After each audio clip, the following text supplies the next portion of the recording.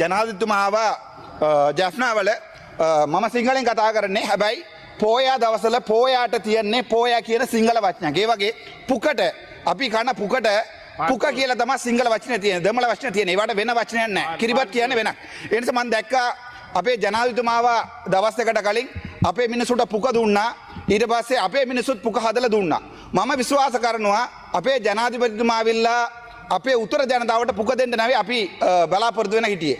අපි බලවේ පුක කියන කෑම හදලා දෙන්න අපි ජනාධිපතිතුමාට බලාපොරොත්තු වෙලා නැහැ.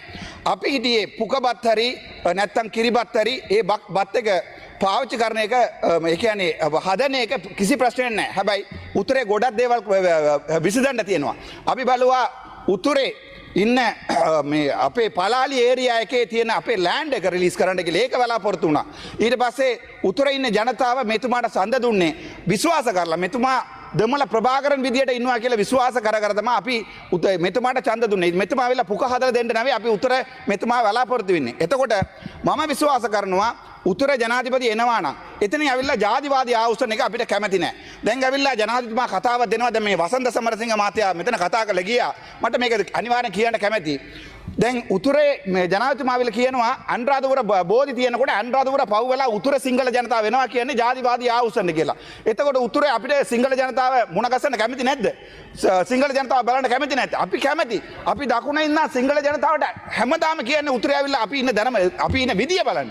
අපේ ජනතාව ඉන්න විදිය බලන්න. අපි කොච්චර අමාරුවෙන් ජීවත් වෙනවා කියලා බලන්න එන්න කියලා. හැබැයි ජනාධිපතිතුමා කියනවා இன்னும் 2 நிமிடங்கள் මෙතුමා මේ ජනාධිපතිතුමා කියනවා දකුණ ඉන්න මිනිස්සු උතුරට එන්න ජාතිවාදී හුසෙන්ඩ කියලා. එතකොට දැන් මම උතුර ඉන්නවා. මං ගවිලා දකුණ තියෙන කෝවිලකට යන්න බැරිද? එතකොට දකුණ හොඳ කෝවිල එක තියෙන ඉඳා මට යන්න බැරිද? දකුණ තියෙනවා කෝඩේශ්වරම්. දැන් ගවිලා උතුර නැල්ලූර තියෙන ඉඳා මට යන්න බැරිද? එතකොට මම විශ්වාස කරනවා මේගොල්ලෝ තමයි ජාතිවාදී ආවසන්.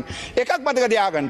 මම මහින්ද රාජපක්ෂට විරුද්ධයි. මහින්ද රාජපක්ෂ අපේ මිනිස්සු මැරුණා කියලා මම අදත් පිළිගන්නවා. හැබැයි දැන් ඕගොල්ලෝ ජම්බර එකක් දාලා උතුරේ යන්න පුළුවන් නම් ඒක එකම හේතුව මහින්ද රාජපක්ෂ ඕගොල්ලෝම දෙයියෝ. මගේ දෙයියෝ වෙන්න බෑ කවදාවත්. හැබැයි ඕගොල්ලෝම දෙයියෝ. හැබැයි එතුමා අපිත් එක්ක අපි වෛරයෙන් කියන්නේ අපි කැමැතින් කියන්නේ අපිත් එක්ක රණ්ඩු වෙලා අපේ නායකයව නැති කරලා එතුමා ජයග්‍රහණය කරා කියන්නේ මේ ඉන්න රටේ ජනතාව එයාව එළියට දාලා දැන් බලන්නකෝ ආගමත් නැහැ. 5000 දෙන්න කියනවා කියලා ඒලෙවල් ළමයිට පුදිය ගන්න කියලා.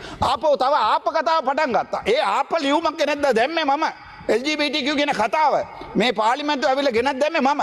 හැබැයි අද වෙනකම් ග්‍රේඩ් 6 ළමයිට ඒක උගන්වනවා කියන කොච්චර දැනට ඒ මොඩියුල් එක අයින් කරගත්තොත් මොඩියුල් එක සම්පූර්ණයෙන්ම අයින් කරගත්තොත් නැත්නම් තව අවුරුද්දක් දැම්මොත් ඒක කවදාවත් වෙනස් වෙන්නේ නැහැ. ළමයි body.net LK එක හොයලා ඉවරයි. ඒ වගේ ගොඩක් දේවල් හොයලා ඉවරයි. මේගොල්ලෝට INGO එක හරි NGO එක හරි සල්ලි එනවා නම් අපි දන්නේ නැහැ මේ ඒ සල්ලි කොහමද එන්නේ? පෙළවත එනවාද නැත්නම් ටිල්වින් සිල්වාට එනවා කියලා අපි දන්නේ නැහැ. හැබැයි අපි විශ්වාස කරනවා මේ රටේ සංස්කෘතිය තියෙනවා. මම විශ්වාස කරනවා 80%ක් 85%ක් මේ රට සිංහල ජනතාව ඉන්න නිසා මේ රට සිංහල බෞද්ධ රට කියලා ඕගොල්ලෝ කිව්වාට අපිට කිසි ප්‍රශ්නයක් නැහැ. අපිත් කැමැති මේ රට ඇතුලේ ශ්‍රී ලාංකිකයෝ විදියට අපිට ජීවත් වෙන්න. හැබැයි මම බලනවා මේගොල්ලෝ NPP ඇවිල්ලා දැන් අවුරුද්දක් ඇවිල්ලා එක දේශපාලනයක් ප්‍රශ්නයක් කතා කරලා ඉවර කරගත්තද? දෙමළ මිනිස්සු සිංහල මිනිස්සු අතර තියෙන ප්‍රශ්න එකක්වත් ඉවර ගත්තද? 13 සංශෝධනය මේක කරාද? කිසි දෙයක් කරලා නැහැ. කිසි දෙයකට උත්තර නැහැ. හැබැයි උත්තරය ඇවිල්ලා පුක හදලා දෙනවා අපිට.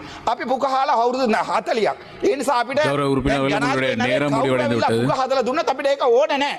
අපිට ඕන මේ රට සමානට ජීවත් වෙන්න සිංහල ජනතාවත් එක්ක ජීවත් වෙන්න අපිට ලස්සන රටක් හදන්න ඕනේ. මමත් පිළිගත්තා මේගොල්ලෝ කවදාවත් ඒක වෙනස් වෙන්නේ නැහැ. මේගොල්ලෝ තව අවුරුදු 5ක් අවුරුදු 10ක් කොහමද ජීවත් වෙන්නේ කියලා තමයි මේ පාර්ලිමේන්තුව ඇතුලේ බලන්නේ. හැබැයි මම එකක් කියන්නම්. ඔයගොල්ලෝ තව අවුරුදු 4ක් තියෙනවා.